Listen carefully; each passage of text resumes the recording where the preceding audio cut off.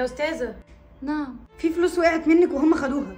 انت مجنونه؟ انت بتقولي اي كلام. انا شايفاكوا بعناية، صاحبتك رجعت لك الفلوس وانت خدتيها. احنا جايين يا حبيبتي عشان نشتغل مش عشان نسرق، وخليكي واقفه في طابورك وانت ساكته احسن لك. وانت بقى اتفضلي ارجعي في اخر الطابور عشان احنا غلطانين احنا وقفناكي قدام. اتفضلي. حاضر. تعالي اقفي قدامي. شكرا. هو انت ليه سكتي وهم خدوا فلوسك وانا شايفاهم بعناية؟ يمكن نسيتهم في البيت، او ممكن اتسرقوا. مش مشكله انا مسامحه. سبحان الله.